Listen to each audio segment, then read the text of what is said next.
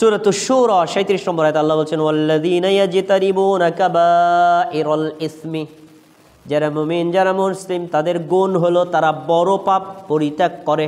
কাবাইরাল ইসমি, ভয়াবহ পাপ যেগুলোকে ছেড়ে দেয়। ওয়াল ফাওয়াহিশা, অশ্লীল কথাবার্তা অশ্লীল কাজ এগুলোও তারা ত্যাগ করে।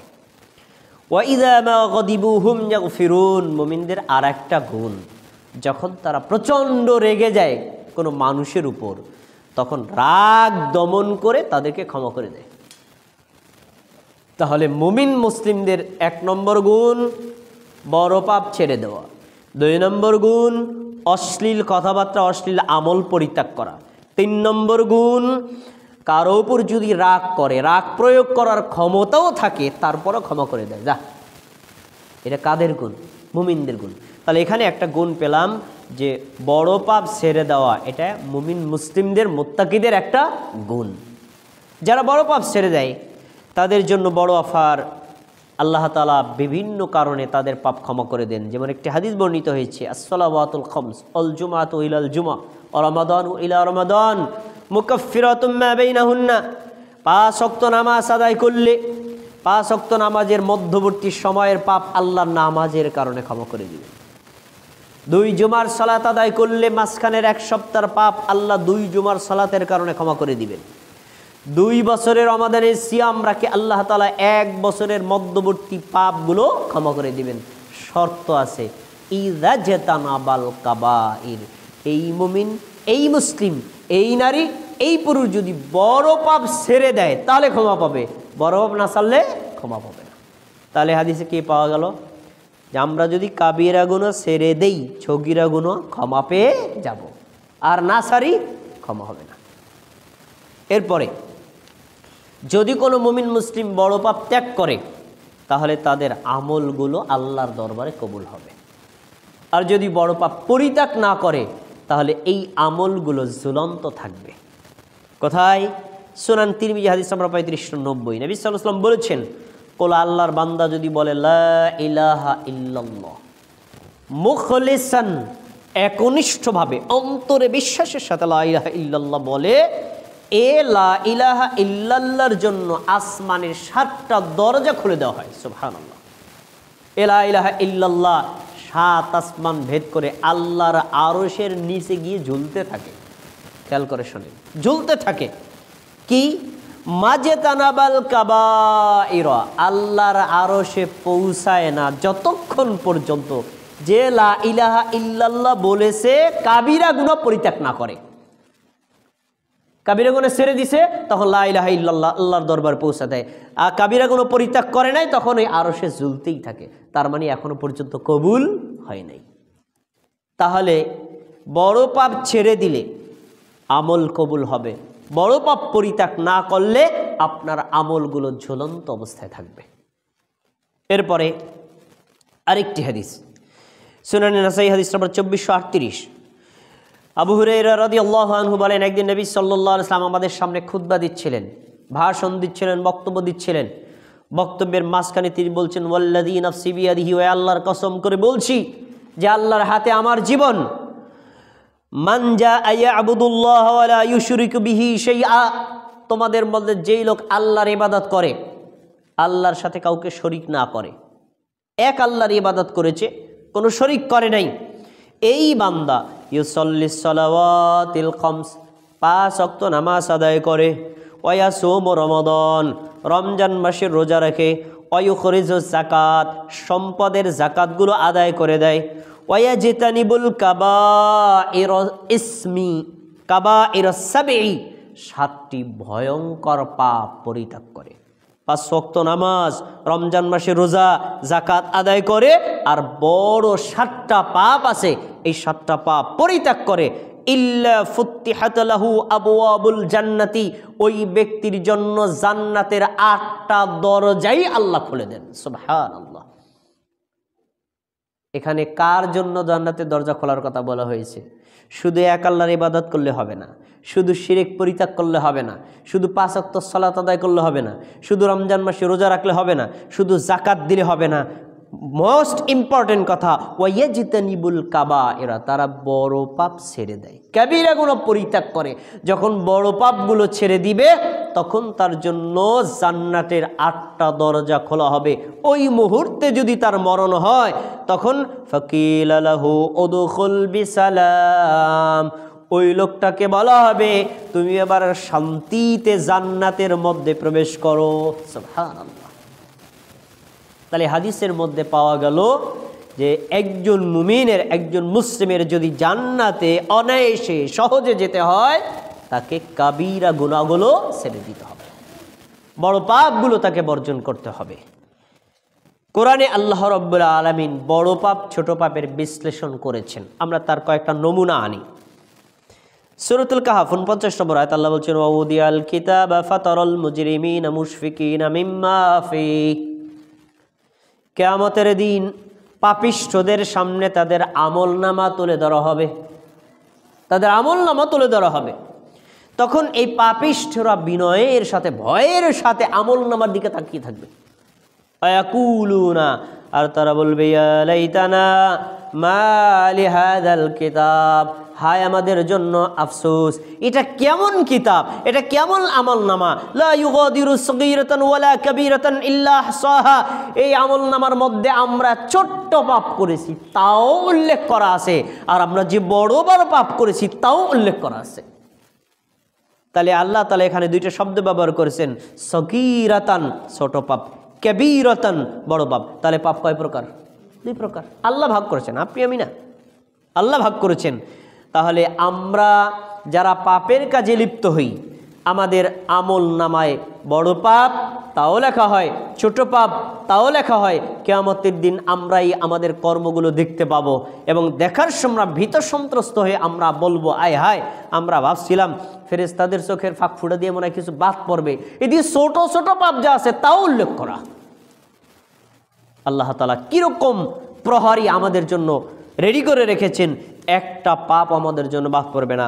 ও ওয়াজাদু মা আমিলু হাদিরান, তারা দেখতে পাবে তারা যে আমল করেছে সে আমলের মধ্যে বড় ছোট সব আমলগুলো সেদিন দেখতে পাবে। এর পরের শব্দটা খুব গুরুত্বপূর্ণ, ওয়ালা ইয়াযলিমু রাব্বুকা আহাদা, আল্লাহ তাআলা তোমাদের কারো উপর কোনো জুলুম করবেন না। তুমি পাপ করো নাই, ফেরেশতারা লিখছে তাই আল্লাহ শাস্তি দিচ্ছে, কখনো এটা হবে না। তুমি পাপ করো নাই কিন্তু ফেরেশতারা লিখছে, বা আল্লাহ ভুল করে শাস্তি দিবেন নাউজুবিল্লাহ, এটা কখনোই হবে না। পাই টু পাই যে যতটুকু করেছে আল্লাহ তাকে ততটুকুই দেবে, একটু জুলুম আল্লাহ করবেন না, কারণ আল্লাহ কখনো জালিম নন, তিনি ন্যায় বিচারক। আরো আল্লাহ তাআলা উল্লেখ করেছেন সূরাতুন নিসা 2 নম্বর আয়াত, ওয়াতুল ইয়াতামা আমওয়ালাহুম, তোমরা এতিমদের সম্পদগুলো ফেরত দিয়ে দাও। এতিমের সম্পদ বক্ষণ করো না, কারণ তারা দুর্বল, তার সম্পদ জোর করে নেওয়ার মতো ক্ষমতা তার নাই, সে অসহায়, তাদের সম্পদগুলো ফেরত দিয়ে দাও। ওয়ালা তাতাবাদ্দালুল খাবিসা বিত-তাইয়্যিব, তোমরা তোমাদের পবিত্র বস্তুর সাথে এই অপবিত্র বস্তুগুলো একত্রিত করো না, পরিবর্তন করো না। মানে এতিমের মাল আমার জন্য হারাম, আমার মাল আমার জন্য হালাল, আমি আমার হালাল সম্পদের সাথে কখনো যেন হারাম সম্পদ যুক্ত না করি, আল্লাহ নিষেধ করেছেন। এর বলছেন ওয়ালা তাকুলু মালাকুম ইলা আমওয়ালিকুম ইন্নাহু হুবান কাবীরা, তোমরা একে অন্যের সম্পদ অন্যায়ভাবে ভক্ষণ করো না। এক মুসলমানের মাল, এক মুসলমানের রক্ত, এক মুসলমানের সম্পদ অপর মুসলমানের জন্য হারাম। কেউ যদি অপর মুসলমানের মাল খায়, আল্লাহ বলছেন ইন্নাহু কানা হুবান কাবীরা, এটি একটি ভয়ঙ্কর অপরাধ। তাহলে এই আয়াতের মধ্যে 3টা কাবীরা গুনাহ পাওয়া গেল। 1, এতিমের মাল খাওয়া কাবীরা গুনাহ। 2, এতিমের মালের সাথে নিজের হালাল মালকে মিশ্রিত করা, এটাও কাবীরা গুনাহ। 4 নম্বর হচ্ছে অন্যের সম্পদ ভক্ষণ করা, এটাও কাবীরা গুনাহ। আমাদেরকে এগুলো পরিত্যাগ করতে বলেছেন কে? মহান আল্লাহ। এরপরে আরও কিছু কাবীরা গুনাহর কথা আল্লাহ তাআলা কোরআন মাজিদে উল্লেখ করেছেন, যেটি সূরাতুল ইসরা 31 থেকে 34 নম্বর আয়াতে আল্লাহ উল্লেখ করেছেন। আল্লাহ বলছেন ওয়ালা তাকতুলু আওলাদাকুম খাশিয়াতা ইমলাক, তোমরা তোমাদের সন্তান সন্ততিদেরকে অভাবের ভয়ে হত্যা করো না। সন্তান হত্যার দুটো দিক আছে, একটা হলো সন্তান জন্মের পরে তাকে আপনি হত্যা করলেন, আর একটা হলো মায়ের পেটে আছে ভ্রূণ অবস্থায় তাকে হত্যা করলেন। আমার তো 4 ছেলে আছে, আর একটা এলে খাওয়া মুখী, ইনকাম তো নাই। আরে যে আসবে সে তার রিজিক নিয়ে আসবে, তাকে হত্যা করা মানে এটা একটি কঠিন অপরাধ, মানব হত্যার শামিল, জীবন্ত মানুষ হত্যার শামিল। তো আল্লাহ বলছেন ওয়ালা তাকতুলু আওলাদাকুম খাশিয়াতা ইমলাক, তোমরা তোমাদের সন্তানদেরকে অভাবের ভয়ে হত্যা করো না। কেন? নাহনু নারযুকুহুম ওয়া ইয়্যাকুম, আরে তাদের রিজিকও আমি দেই, তোমাদের রিজিকও আমি দেই। যে সন্তান আসবে ওই রিজিক আমি দেব। তারপরে বলছেন শোনো, ইন্না কতালাহুম কানা খিতআন কাবীরা, এইভাবে সন্তান ভ্রূণ হত্যা করা এটা ভয়ঙ্কর পাপ। তাহলে এটা কাবিরা গুনাহ পাওয়া গেল, মানুষ হত্যা করা, সন্তান হত্যা করা। তারা বলছেন ওয়ালা তাকরাবুজ জিনা ইন্নাহু কানা ফাহিশাতান ওয়া সাআ সাবিলা, তোমরা জেনার কাছাকাছিও যেও না। কেন? জেনা হচ্ছে একটা অশ্লীলতা, আর জেনা হচ্ছে একটা নিকৃষ্ট পন্থা।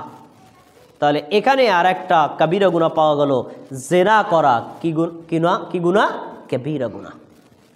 এজন্য জেনা থেকে প্রতিটি মুমিনকে বেঁচে থাকতে হবে। তার বলছেন ওয়ালা তাকতুলুন নাফসাল্লাতী হারামাল্লাহু ইল্লা বিল হক, তোমরা কোনো মানুষকে হত্যা করো না, তবে হ্যাঁ যদি শরীয়তের কোনো হক থাকে তাহলে তাকে হত্যা করা যাবে। শরীয়তের হক কি?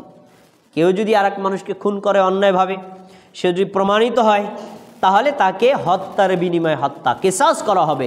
কিন্তু তুমি আবার তার উপর গিয়ে হত্যা করতে যেও না। কোনো মুসলমানকে, কোনো মুমিনকে, কোনো নরকে, কোনো নারীকে, এমনকি কোনো হিন্দু, বৌদ্ধ, খ্রিস্টানকে, কোনো নাস্তিককেও অন্যায়ভাবে হত্যা করা হারাম, মারা যাবে না। তাহলে পাওয়া গেল মানুষ হত্যা করা কি পাপ? কাবীরা গুনাহ, বড় পাপ।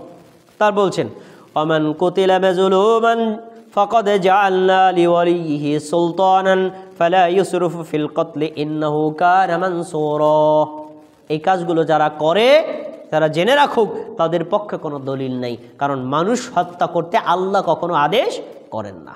তার বলছেন ওয়ালা তাকরাবু মালাল ইয়াতীম, তোমরা এতিমের মাল খাবা না তো, ধরবা না তো, ছুঁইবা না তো, বরং এতিমের মালের ধারে কাছেও যাওয়া যাবে না। এটি একটি ভয়ঙ্কর পাপ। ইল্লা বিল্লাতী হিয়া আহসান হাত্তা ইয়াবলুগা আশুদ্দা, তবে এতিমের মাল যদি তোমার দায়িত্বে থাকে, উদাহরণস্বরূপ তোমার ভাইয়ের সম্পদ ছিল, তোমার ভাই মারা গেছেন, তোমার ভাইয়ের বেটা ভাইয়ের বিটি আছে, তোমার বাপ তোমাকে দায়িত্ব দিছে ওদের ওই সম্পদগুলো তুই দেখাশোনা কর। তাই দেখাশোনা করতে গেলে, ওদের জমিগুলো চাষাবাদ করতে গেলে আমারও তো নিজের খরচ হবে, তা আমি ন্যায় সঙ্গতভাবে তাদের থেকে ওই যতটুকু আমার খরচ হয় আমি ততটুকু গ্রহণ করতে পারবো, বাকি অংশটা তাদের জন্য, আমি ওই উসিলায় সব খেয়ে ফেলবো, এটা আমাদের জন্য হারাম। তো বলছে ন্যায় সঙ্গতভাবে তারা প্রাপ্তবয়স্ক হওয়া পর্যন্ত তুমি তার থেকে ভক্ষণ করতে পারো। কিন্তু শুনে রাখো ওয়া আউফু বিল আহদি ইন্নাল আহদা কানা মাসউলা, তুমি তো তাদের সম্পদগুলো একটা চুক্তির মাধ্যমে গ্রহণ করেছো, চুক্তি রক্ষা করো, কারণ কিয়ামতের দিন প্রত্যেককে তাদের চুক্তি সম্পর্কে জিজ্ঞেস করা হবে তুমি তোমার ওয়াদা, তুমি তোমার চুক্তি ঠিকমতো রক্ষা করেছো কিনা। তাহলে ওয়াদা ভঙ্গ করা এটাও একটা কাবিরা গুনাহ। এরপরে আল্লাহ তাআলা আরো উল্লেখ করেছেন সূরাতুল ফুরকান 68-69 নম্বর আয়াত। আল্লাহ বলছেন আল্লাযীনা লা ইয়াদউনা মা'আল্লাহি ইলাহান আখার, যারা আল্লাহর সাথে অন্য কাউকে ডাকে মানে শিরিক করে, যারা আল্লাহর সাথে অন্য কাউকে ডাকে মানে শিরিক করে, আল্লাহ ছাড়া অন্য কাউকে রব হিসেবে মানে, তাদের কাছে কোনো প্রার্থনা করে, তাদের কাছে বিপদ থেকে বাঁচার জন্য বলে, এটা একটা কাবিরা গুনাহ। এর বলছেন তোমরা একে অন্যকে হত্যা করো না, জেনা করো না, যারা এই কাজগুলো করে ওয়ামাই ইয়াফআল যালিকা ইয়ালকা আসামা, যারা শিরিক করে, যারা মানুষ হত্যা করে, আর যারা জেনা করে তারা হচ্ছে ভয়ঙ্কর পাপের মধ্যে লিপ্ত। তার বলছেন ইউদাআফ লাহুল আযাবু ইয়াউমাল কিয়ামাতি ওয়া ইয়াখলুদুহু ফীহি মুহানা, যারা এই কাজগুলো করে, শিরকে লিপ্ত হয়, মানুষ হত্যা করে, জেনায় লিপ্ত হয়, আল্লাহ রাব্বুল আলামিন বলছেন তাদেরকে কিয়ামতের দিন শাস্তি ডাবল দেওয়া হবে এবং তাদের শাস্তিকে দীর্ঘস্থায়ী করা হবে। তাহলে ডাবল শাস্তি দেওয়া, স্থায়ীভাবে দীর্ঘদিন শাস্তি দেওয়া, এটা কাবিরা গুনাহের লক্ষণ। এগুলো হলো কাবিরা গুনাহ, এগুলো করা যাবে না। তারপরে আরেকটি কাবিরা গুনাহ হচ্ছে আল্লাহর নামে মিথ্যা অপবাদ দেওয়া। আল্লাহ বলেন নাই, আপনি বলছেন বলছেন। আল্লাহ করেন নাই, আপনি বলছেন করেছেন। আল্লাহ আদেশ করেন নাই, আপনি বলছেন আল্লাহ আদেশ করেছেন। এই আল্লাহর নামে মিথ্যা অপবাদ দেওয়া এটি একটু ভয়ঙ্কর অপরাধ। এ বিষয়ে সূরা আনআমের 21 নম্বর আয়াতে আল্লাহ বলছেন, ওয়ামান আযলামু মিম্মান ইফতারা আলাল্লাহি কাযিবান আও কাযযাবা বিআয়াতিহি ইন্নাহু লা ইউফলিহু যালিমুন। ওর চাইতে বড় জালিম, বড় পাপিষ্ঠ, বড় অপরাধী কে হতে পারে? যে লোক আল্লাহর উপর মিথ্যা অপবাদ দেয়, অথবা আল্লাহ যা আয়াত নাজিল করেছেন তাগুলোকে মিথ্যা প্রতিপন্ন করে, আল্লাহর আয়াতকে অস্বীকার করে। এই কাজগুলো যারা করে, ইন্নাহু লা ইউফলিহু যালিমুন, তারা এত বড় পাপী, তারা কোনো দিন সফল হতে পারবে না। তাহলে এই আয়াত থেকে আমরা দুটো জিনিস পাই। একটা হলো আল্লাহর নামে মিথ্যা অপবাদ দেওয়া যাবে না। আল্লাহ যে সকল বিধানগুলো দিয়েছেন তার কোনো একটাকে অস্বীকার করা যাবে না। তাহলে আল্লাহর উপর মিথ্যা অপবাদ দেওয়া, আল্লাহর অবতারিত কোনো বিষয়কে অস্বীকার করা, এটা ভয়ঙ্কর অপরাধ। এই অপরাধ যারা করে তারা ভয়ঙ্কর পাপী। একটা প্রশ্ন থাকতে পারে, কোনো মুমিন মুসলমানকে আল্লাহর উপর মিথ্যা অপবাদ দেয়? হ্যাঁ দেয়, সাধারণ মানুষ তো দেয়, বড় মুফতি মাওলানারাও দেয়। বিশ্বাস হয় না? হাজারো মানুষ আছেন যারা আল্লাহর নামে মিথ্যা অপবাদ দেয়। কিভাবে? ধর্মের নামে। আল্লাহ তাআলা কোরআনে বলে নাই, কিন্তু কোরআনের নামে বলে দিছে। নবী সাল্লাল্লাহু আলাইহি ওয়াসাল্লাম হাদিসে বলেন নাই, কিন্তু হাদিসের নামে বলে দিচ্ছে। এগুলো হলো ভয়ঙ্কর অপরাধ। যেমন আমি এক মসজিদের ইমামতি করতাম। মসজিদের রুমে আমার সাথে দেখা করার জন্য একজন মুফতি মাওলানা আসছেন। উনি বাংলাদেশের বড় এক মাদ্রাসায় পড়ে আসছেন। তো এক কথা প্রসঙ্গে আমাকে বলছেন, আল্লাহ তাআলা বলছেন, নবী আপনাকে যদি আমি সৃষ্টি না করতাম তাহলে আসমান জমিন কোনো কিছুই সৃষ্টি করতাম না। আমি বললাম, কি বললেন? একটু বুঝে শুনে আবার বলেন। তিনি আবার কথাটাকে রিপ্লাই করে বললেন, আল্লাহ তাআলা বলেছেন, নবী আমি যদি আপনাকে সৃষ্টি না করতাম তাহলে আসমান জমিন কোনো কিছুই সৃষ্টি করতাম না। আচ্ছা, এবার আমি তাকে বললাম, আপনি যে কথাটা বললেন এই কথাটা যদি কোরআনের শুরু থেকে শেষ পর্যন্ত কোন আয়াতে দেখাতে পারেন তাহলে আমি আপনাকে 1,00,000 টাকা পুরস্কার দেব। আর যদি দেখাতে না পারেন, আপনার ভাই টাকা পয়সা কিছু দেওয়া লাগবে না, আপনি কি করবেন বলেন? এই কথা বলার পর একটু থতমত খাই গেছে। তখন বলতেছে, কোরআনে না থাকলে হয়তো হাদিসে আছে। এবার আপনাদের কাছে জিজ্ঞাসা, উনি একটু আগে কি বলছেন? আল্লাহ তাআলা বলেছেন, নবী আমি আপনাকে সৃষ্টি না করলে আসমান জমিন সৃষ্টি করতাম না। তা আল্লাহ বলেছেন, এই কথাটা কোথায় থাকার কথা বলেন? একটু আগে কিন্তু অনেক কোরআনের কথাই মনে করে বলছে, কিন্তু আমি যখন চ্যালেঞ্জ করে ফেলছি তখন উনি থতমত খেয়ে গেছে। তাহলে উনি কি আল্লাহর উপর মিথ্যা অপবাদ দেয় নাই? দিয়েছে তো। হাজারো বক্তা আছে, হাজারো আলেম আছে যারা ধর্মের নামে, আল্লাহর নামে, নবীর নামে হাজার হাজার মিথ্যা কথা বলে। যে আল্লাহ বলেন নাই, কিন্তু আল্লাহর নামে বলে দিচ্ছে।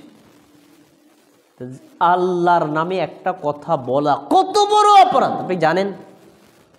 সাধারণ মানুষকে যদি বলা হয় যা নবী আপনাকে সৃষ্টি না করলে আমি সৃষ্টি করতাম না, ভাই এটা আল্লাহর কথা না, নবীর কথা না, তো এই কথাটার গুরুত্ব কি কমবে না? আর যদি বলা হয় আল্লাহ বলেছেন, গুরুত্ব বেড়ে যাবে। কিন্তু কথাটা তো আল্লাহর না, আল্লাহর না, আপনি আল্লাহর নামে বলছেন, নবীর না, কিন্তু নবীর নামে বলছেন। এর চাইতে ভয়ঙ্কর অপরাধ হতেই পারে না। ইসলাম ধর্ম বিকৃতির শামিল।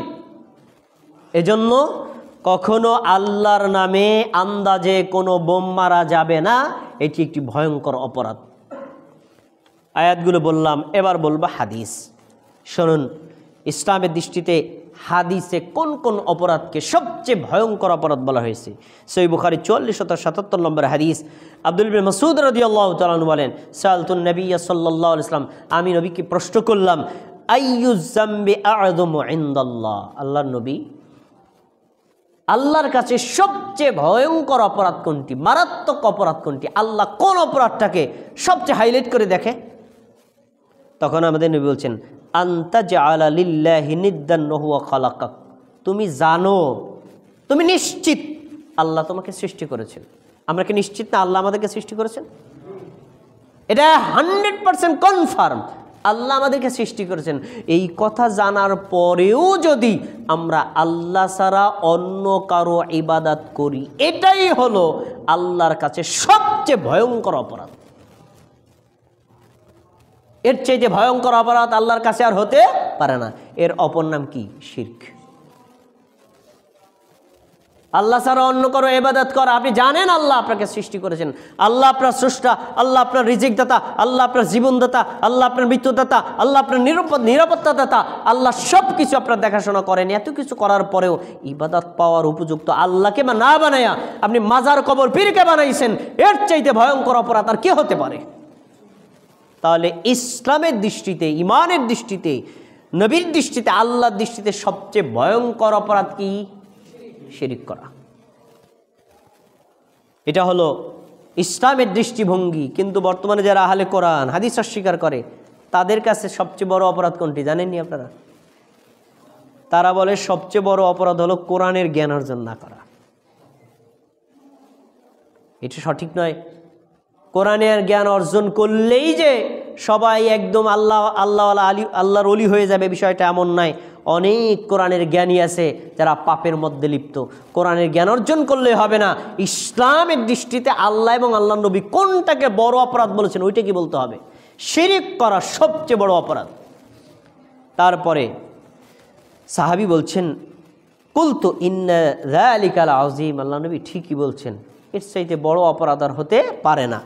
সুম্মা, আমি নবীকে জিজ্ঞেস করলাম, সুম্মা আইয়ু, এরপরে বড় অপরাধ কোনটি? শিরক হলো সবচেয়ে অপরাধ বড়, তারপরে অপরাধটা কোনটি? তিনি বলছেন, ওয়ান তাকদুলা ওয়ালাদাকা তাখাফু আইয়াতুআমা মাক, তোমার সন্তান তোমার সাথে খাবার খাইবে, তোমার গোলার দান ফুরিয়ে যাবে, এই ভয়ে তুমি যেন তোমার সন্তানকে হত্যা করো। এটা হলো শিরকের পরেই সবচেয়ে ভয়ঙ্কর অপরাধ। আমাদের দেশের অগণিত মানুষ যারা সন্তান হত্যা করে শুধু একটাই কারণে। জেনে রাখেন, সন্তান পেটে আসার আগে যদি কেউ ব্যবস্থা নেয় এটা মারাত্মক অপরাধ না, কিন্তু সন্তান পেটে আসার পরে একটা ভ্রূণ হত্যা করা মানে মানুষ হত্যা করা। এই বাংলাদেশে হাজারো দাম্পত্য পরিবার আছে পেটে সন্তান আসার পরে সন্তান হত্যা করে। আমার তো 3 সন্তান আছে, আমার তো ইনকাম কম, রিক্সা চালায় খাই, তাহলে আমি আর একটা সন্তান আসলে তারে খাওয়াবো কি, পড়াবো কি, আরে সন্তানটাকে ডাইভার্স করে ফেলে দাও। এরকম করে না? এভাবে মানুষ হত্যা করা অভাবের ভয়ে, খাবারের ভয়ে, এটা হলো সবচেয়ে ভয়ঙ্কর অপরাধ। এই কাজ করা যাবে না। শিরকের পরে ভয়ঙ্কর অপরাধ নবী সাল্লাল্লাহু আলাইহি ওয়াসাল্লামকে সন্তান হত্যার কথা বলেছেন। 3 নম্বর, সুম্মা কুলতু আইয়ু, সুম্মা আইয়ু, আল্লাহ নবী তারপরে বড় অপরাধ কোনটি? তিনি বলছেন, আনতুজানিয়া হালিলাতা জারি, প্রতিবেশী কোনো ভাইয়ের স্ত্রীর সাথে জেনা করা। এ কথাটা কেন বলা হলো? জেনা তো সাধারণভাবেই অপরাধ, এটাকে বেশি হাইলাইট করা হয়েছে কেন? কারণ আসলে তার সাথেই জেনা হওয়ার সম্ভাবনা, যার সাথে বেশি দেখাশোনা হয়। অপরিচিত মানুষের সাথে মানুষ কেউ জেনা করতে পারে না। তখন প্রতিবেশী এক ভাই আছে, তিনি বিদেশে আছেন, তার স্ত্রী বিভিন্ন সময় আমার কাছে আসে, ভাই একটা বাজারে যে জিনিসটা নিয়ে আসবেন, বিভিন্ন প্রয়োজনে কথা হতে পারে। তো এই প্রতিবেশী কোনো ভাইয়ের স্ত্রীর সাথে জেনা করা এটা ভয়ঙ্কর অপরাধ। 3টা অপরাধ পেলাম এই হাদিসের মধ্যে। এবার আরও বড় একটি হাদিস, যে হাদিসটা খুবই গুরুত্বপূর্ণ, হাদিসটা আমাদের মুখস্থ রাখা দরকার। সহিহ বুখারী হাদিস নম্বর 2763। আবু হুরায়রা রাদিয়াল্লাহু তাআলা আনহু বলেন, আমাদের নবী সাল্লাল্লাহু আলাইহি ওয়াসাল্লাম বলছেন, ইজতানিবুস সাবআল মুবিকাত, তোমরা 7টি ধ্বংসাত্মক পাপ বর্জন করো, ত্যাগ করো, পরিত্যাগ করো, বেঁচে থাকো। কারণ এই পাপ নিজে যেমন অপরাধ, আবার অন্য ক্ষেত্রেও ধ্বংসশীল। এই পাপের একটা রিঅ্যাক্ট আছে, রিঅ্যাক্ট। 7টা পাপ মুখস্থ রাখতে হবে আজকে সবার, মনে রাখবেন। নবী সাল্লাল্লাহু আলাইহি ওয়াসাল্লাম সাহাবীরা জিজ্ঞেস করেন, আল্লাহ রাসূল, এই ভয়ঙ্কর ধ্বংসকারী এই 7টি পাপ কি কি? ওমা হুন্না ইয়া রাসূলুল্লাহ, এগুলো কি কি? তিনি বলছেন, 1 নম্বর আশিরকু বিল্লাহ, আল্লাহর সাথে শিরিক করা। এই শিরিক নিজে একটা অপরাধ, এই অপরাধের পাওয়ার আছে। কিভাবে পাওয়ার? এই যে শরীফুল ইসলাম ভাই, ওনার বয়স আজকে 40 বছর। উনি যদি 15 বছর থেকে ইবাদত শুরু করেন, তাহলে 15 বছর বাদ দিলে থাকে কত? 25 বছর। উনি 25 বছর যাবৎ পর্যন্ত যত ইবাদত করেছেন, আজকে একটা শিরিকে আকবার করার সাথে সাথে এই শিরিক যেমন অপরাধ, অতীতের 25 বছরের আমল ধ্বংস হয়ে গেল। তাহলে শিরিক নিজে যেমন অপরাধ, আবার আমলকেও ধ্বংসকারী। এই জন্য নবী সাল্লাল্লাহু আলাইহি ওয়াসাল্লাম বলছেন, এই যে তানিবুস সাবআল মুবিকাত, তোমরা ধ্বংসকারী 7টা অপরাধ থেকে বেঁচে থাকো। তার ভিতরে 1 নম্বর কি? শিরক করা। এবার 2 নম্বর অসসিহর, জাদু করা। 2 নম্বর পাপ হচ্ছে কি? জাদু করা। এটা শিখব। আর মানে আকবরুল কাবাইর, কাবিরা গুনার মধ্যে সবচেয়ে বড় গুনাহ। 2 নম্বর হচ্ছে জাদু করা। জাদুর 2টা স্তর। একটা হচ্ছে ব্ল্যাক ম্যাজিক, কালো জাদু। অনেক জায়গায় দেখবেন পুতুল দিয়ে, প্রাণী দিয়ে, হ্যাঁ, তাবিজ তুমার দিয়ে কোনো মানুষকে হত্যা করা হয়।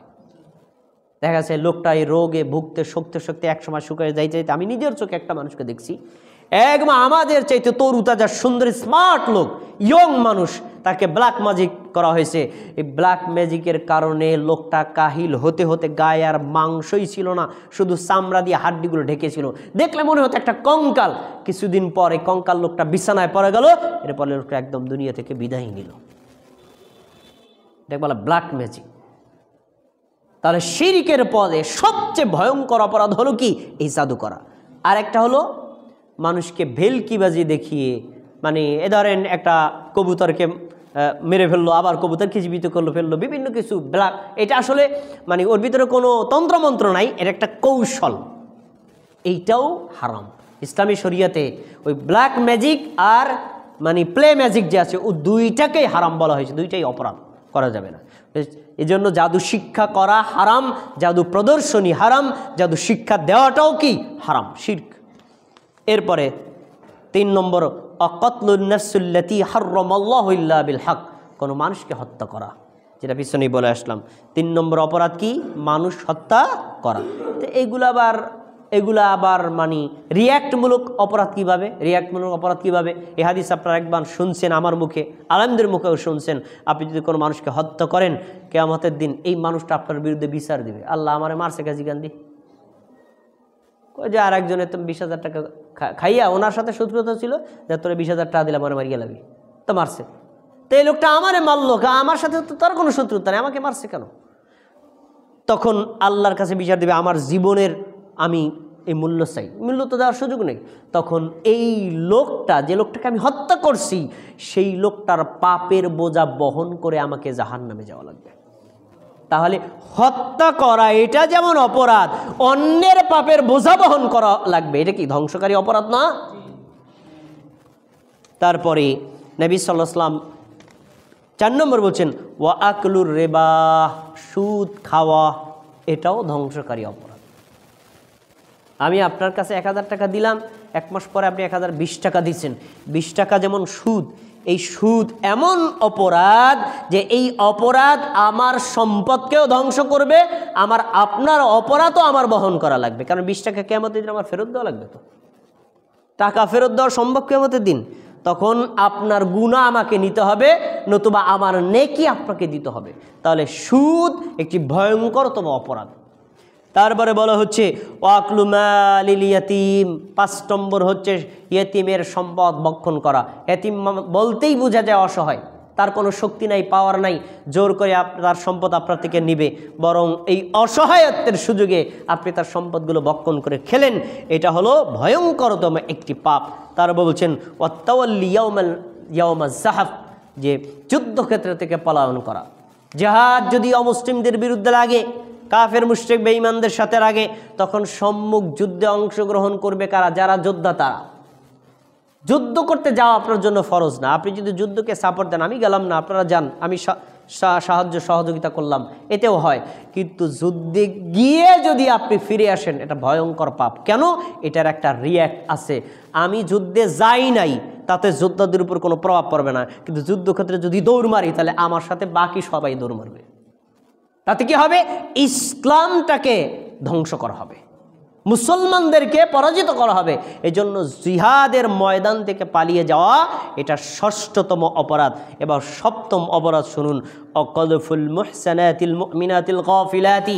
আমাদের সমাজে অনেক নারীরা আছেন নিজেদের ব্যাপারে অতটা সচেতন না, সহজ সরলভাবে জীবনযাপন করেন। এই সহজ সরলতার সুযোগে আমরা অনেক সময় তাদের উপর বিভিন্ন মিথ্যা অপবাদ চাপাই। জেনা করে নাই কিন্তু বলছি জেনা করেছে। কোনো মানুষ যদি জেনায় লিপ্ত না হয়, আপনি যদি তাকে জেনাকারী হিসেবে শনাক্ত করেন, সমাজে তাকে অপদস্থ করেন, এটা হলো সপ্তম ভয়ঙ্কর অপরাধ। তাহলে কয়টা অপরাধ আমরা পেলাম? এটা হলো আকবারুল কাবায়ের। তালিকাটা জেনে রাখেন: শিরক করা, জাদু করা, মানুষ হত্যা করা, তারপরে হলো সুদ খাওয়া, এরপরে এতিমের মাল বক্ষণ করা, যুদ্ধ থেকে পলায়ন করা, আর কোনো নারী বা পুরুষ যারা সতী সাধবী কোনো জেনার সাথে লিপ্ত না, আপনি তাদের বিরুদ্ধে জেনার অপবাদ দিলেন। এটি হলো 7টি ভয়ঙ্কর অপরাধ। এগুলো কি আমরা করব না পরিত্যাগ করব? অবশ্যই, যে কোনো মূল্যে এই পাপগুলো পরিত্যাগ করা আমাদের জন্য ফরজ।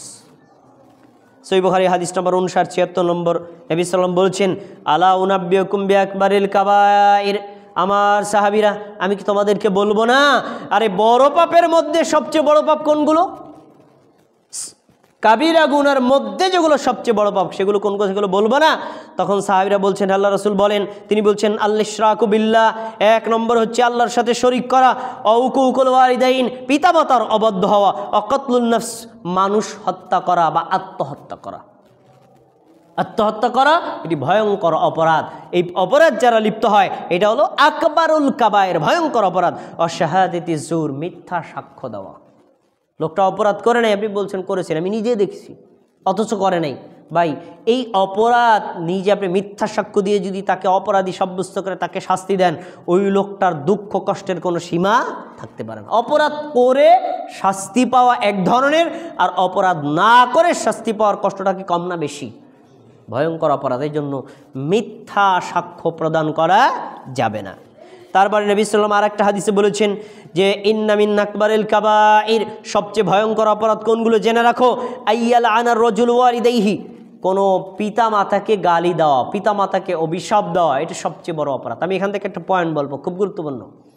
আমাদের বর্তমান সমাজ আর সাহাবীদের সমাজের মধ্যে একটা বিশাল পার্থক্য পাওয়া যায় এই হাদিসের মধ্যে। আমাদের নবী বললেন সবচেয়ে বড় অপরাধ কি? পিতামাতাকে গালি দেওয়া, পিতামাতাকে অভিশাপ দেওয়া, পিতামাতার অকল্যাণ কামনা করা, এটা সবচেয়ে অপরাধ। তখন সাহাবীরা বলছে, কিলা ইয়া রাসূলুল্লাহ ওয়া কাইফা ইয়ালআনুর রাজুলু ওয়ালিদাইহি, আল্লাহ রাসূল কি বললেন আপনি? সন্তান আবার পিতামাতাকে গালি দেয়, এটা কেমনে দেয়? সন্তান আবার পিতামাতাকে অভিশাপ দেয়, এটা কেমনে দেয়?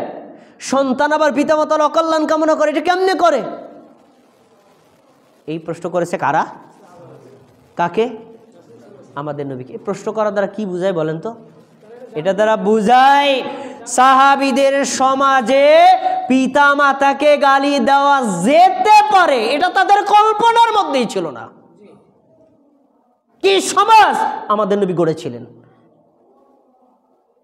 আর আমাদের সমাজে পিতা মাতাকে হত্যার রেকর্ড আছে না নাই? পিতামাতাকে হত্যা করা হয় সম্পদের কারণে, এ রেকর্ড বাংলাদেশে আছে। অথচ সাহাবা ইকরাম বলছেন মানুষ পিতামাতাকে গালি দিতে পারে, এটা আবার কিভাবে সম্ভব? তাদের সমাজের মানুষ জানতোই না পিতামাতাকে গালি দেওয়া যায়। তারা জানতো পিতামাতা শ্রদ্ধার পাত্র, তাদেরকে মানুষ আবার গালি দেয় কিভাবে?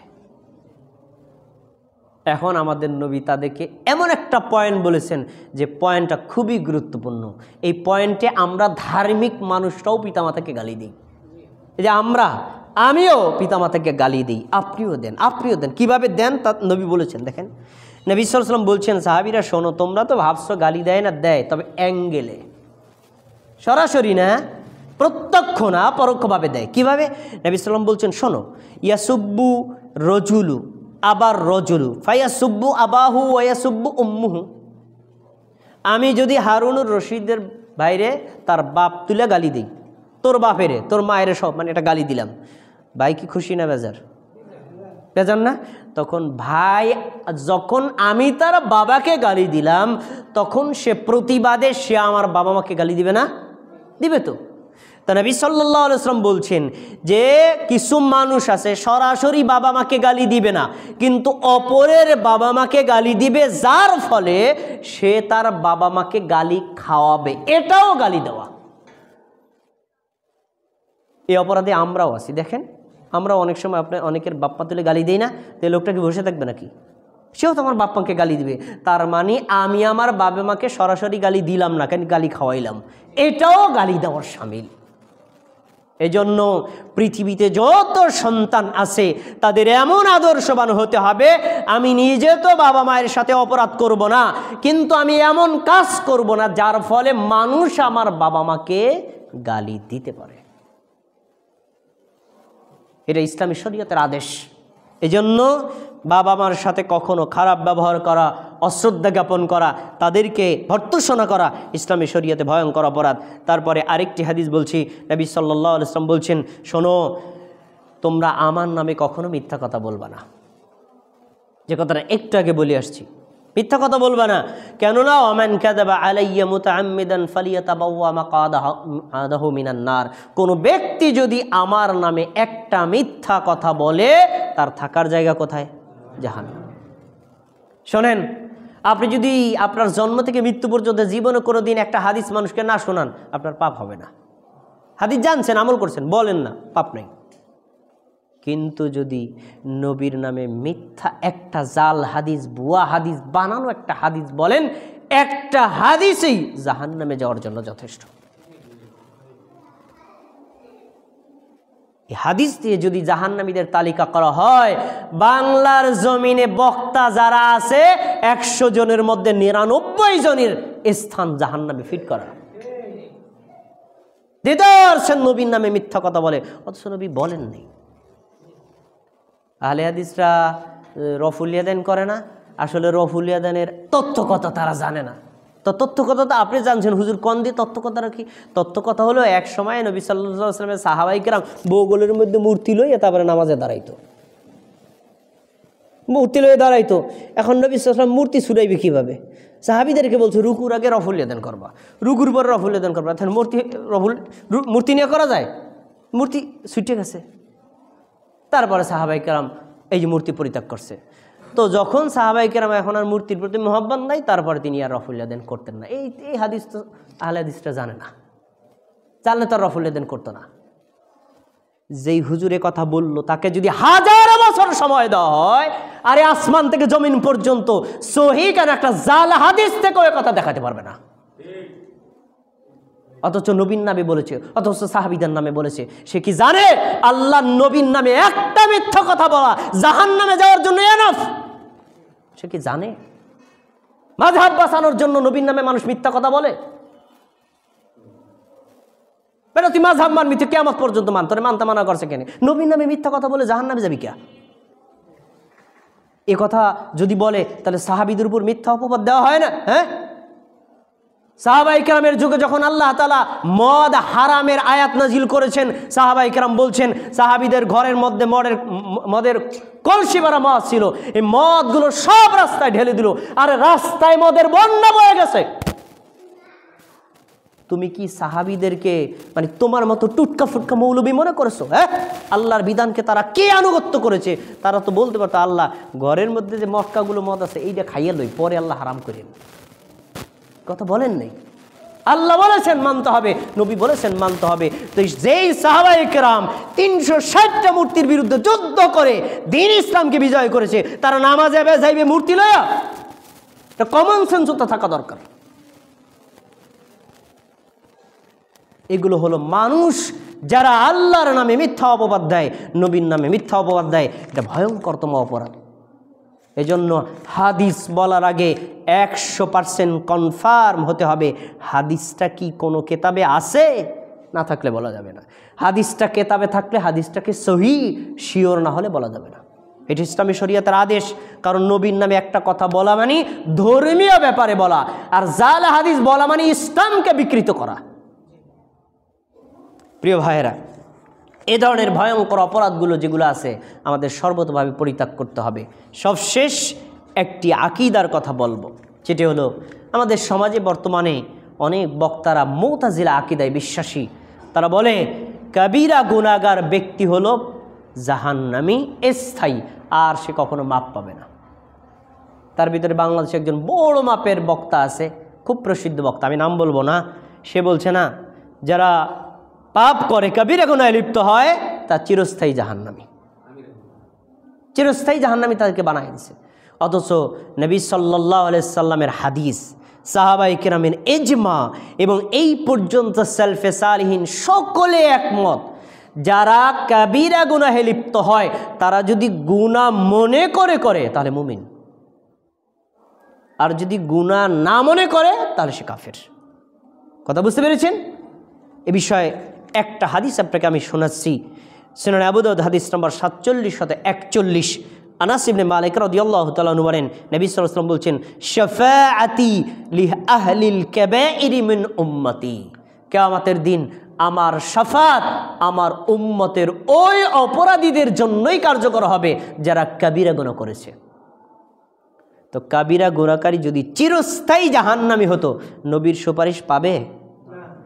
আর নবীর সুপারিশ যারা পাবে তারা কি জাহান্নামী হবে না জান্নাতি হবে? জান্নাতি হবে। তো যে লোকটা চিরস্থায়ী জাহান্নামী সে আবার জান্নাতি হয় কিভাবে? সে আবার নবীর সুপারিশ পায় কিভাবে? তাহলে হাদিস স্পষ্ট পাওয়া গেল যে কাবিরা গুনাহগার ব্যক্তি যদি অপরাধ মনে করে করে তাহলে সে স্থায়ী জাহান্নামী হবে না, হয়তো শাস্তি পেয়ে অথবা আল্লাহর রহমতের মাধ্যমে অথবা আমাদের নবীর সুপারিশ পাওয়ার মাধ্যমে হলেও সে একদিন জান্নাতে যেতে পারবে। এই আকীদা আহলুস সুন্নাত ওয়াল জামাত। আর মুতাজিলা আকীদায় যারা বিশ্বাসী তারা বলছে অপরাধ যদি একবার করে জাহান্নাম ফিক্সড। তো যে কথা বলেছে তাকে জিজ্ঞেস করি, ভাই আপনি কি কবিরা গুনাহ কোনোদিন করেন নাই? সে না বলতে পারবে? না বলতে পারবে? এই পৃথিবীর কোন মানুষটা বলতে পারবে? মানে নবীদের প্রসঙ্গ আলাদা, তারা তো কখনোই কবিরা গুনাহ করেন নাই। কিন্তু আমরা যারা আছি আমরা কবিরা গুনাহে লিপ্ত হই নাই এমন মানুষটা কে? তাহলে তো জাহান্নামী সবাই। এজন্য এই মুতাজিলা আকীদা থেকে বেরিয়ে আসতে হবে। সবশেষ আমার খুতবার গুরুত্বপূর্ণ বিষয় হলো, শোনেন ভাই, এই যে অপরাধের তালিকাগুলো বললাম, যেমন দেখেন শিরিক করা, জাদু করা, মানুষ হত্যা করা, আত্মহত্যা করা, সুদ খাওয়া, এতিমের মাল ভক্ষণ করা, জিহাদ থেকে পলায়ন করা, মিথ্যা অপবাদ দেওয়া, সন্তান হত্যা করা, প্রতিবেশীর স্ত্রীর সাথে জেনা করা, পিতামাতার অবাধ্য হওয়া, পিতামাতাকে গালি দেওয়া, মিথ্যা সাক্ষ্য দেওয়া, আল্লাহর উপর মিথ্যা অপবাদ দেওয়া, রাসূলের নামে মিথ্যা হাদিস বলা, এই অপরাধের কম বেশি আমরা সবাই যুক্ত হয়েছি বা হচ্ছি। এখন আমাদের করণীয় কি? হাদিসগুলো, কোরআনের আয়াতগুলো তো আমাদের জাহান্নামী করে দিয়েছে। আমাদের করণীয় কি? আল্লাহ রাস্তা বের করে দিয়েছেন। অপরাধ যতই করুন আল্লাহ বলছেন, লা তাকনাতু মির রাহমাতিল্লাহ ইন্নাল্লাহা ইয়াগফিরুয যুনুবা জামিআ। তোমরা যত অপরাধ করো কখনো নিরাশ হওয়া যাবে না। যদি তাওবা ইস্তেগফার করো আল্লাহ এক বাক্যে তোমাদের সব পাপ ক্ষমা করে দিতে পারেন। নিরাশ হওয়া যাবে না। ক্ষমা করার মালিক কে? আল্লাহ। এজন্য আমরা আল্লাহর কাছে তাওবা ইস্তেগফার করব। এখানে আল্লাহ একটা সুসংবাদও দিয়েছেন। সূরা তাহরিম ৮ নম্বর আয়াতে আল্লাহ বলছেন, ইয়া আইয়ুহাল্লাযীনা আমানু, হে মুমিনগণ, তুবু ইলাল্লাহ, তোমরা আল্লাহর কাছে তাওবা করো, আল্লাহর কাছে ক্ষমা চাও, আল্লাহর কাছে ইস্তেগফার করো। পাপের জন্য ব্যক্তিগতভাবে চোখের পানি ফেলে দিয়ে আল্লাহর কাছে ক্ষমা চাও। যদি ক্ষমা চাও তোমাদের জন্য ১ নম্বর সুসংবাদ, আল্লাহ পাপ ক্ষমা করে দিবেন। ২ নম্বর সুসংবাদ আরো ভালো, কি? আইয়ুকাফির আনকুম সাইয়্যাতিকুম, তুমি যদি একটা মাজার তৈরি করার জন্য ১ কোটি টাকা দান করো, অথচ কাজটা করেছো শিরিক করার জন্য, যেদিন তাওবা করেছো এই ১ কোটি টাকা আল্লাহর রাস্তায় দিলে যে নেকি হয়, আল্লাহ গুনাহকে নেকি দ্বারা পরিবর্তন করে দিবেন। সুবহানাল্লাহ। তাওবার পাওয়ার কত বেশি দেখছেন, ইস্তেগফারের পাওয়ার কত বেশি। আপনি যদি আপনার পাপের জন্য ক্ষমা চান, আল্লাহর কাছে ক্ষমা চান, ক্ষমা তো পাবেন, বরং পাপের বিনিময়ে আল্লাহর কাছে আপনি নেকিও পাবেন। আল্লাহর দয়া, আল্লাহর কত দয়া। তারপর বলছেন, ওয়ায়ুদখিলাকুম জান্নাতিন তাজরি মিন তাহতিহাল আনহার, আল্লাহ তাআলা তোমাদেরকে এই তাওবা করার কারণে, ইস্তেগফার করার কারণে এমন জান্নাতে প্রবেশ করাবেন যেই জান্নাতের নিজ দিয়ে রয়েছে নদী সমূহ প্রবাহিত। আল্লাহ রাব্বুল আলামিন আমাদেরকে শিরকে আকবার অথবা আকবারুল কাবায়ের, বড় গুনাহ ছোট গুনাহ সব পাপ থেকে বিরত থাকার তৌফিক দান করুন।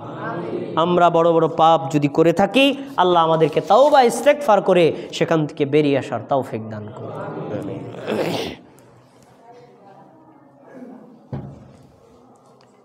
ইন্নাল হামদালিল্লাহি নাহমাদুহু ওয়া নাস্তাঈনুহু ওয়া নাস্তাগফিরুহু ওয়া নু'মিনু বিহি ওয়া নাতাওয়াক্কালু আলাইহি ওয়া নাউযু বিল্লাহি মিন শুরুরি আনফুসিনা মান ইয়াহদিল্লাহু ফালা মুদিল্লা লাহু ওয়া মান ইউদ্লিলহু ফালা হাদিয়া লাহু ওয়া আশহাদু আল্লা ইলাহা ইল্লাল্লাহ وأشهد أن محمدا عبده ورسوله فيا أيها المسلمون قال الله تبارك وتعالى في القرآن المجيد أعوذ بالله من الشيطان الرجيم بسم الله الرحمن الرحيم إن الله وملائكته يصلون على النبي يا أيها الذين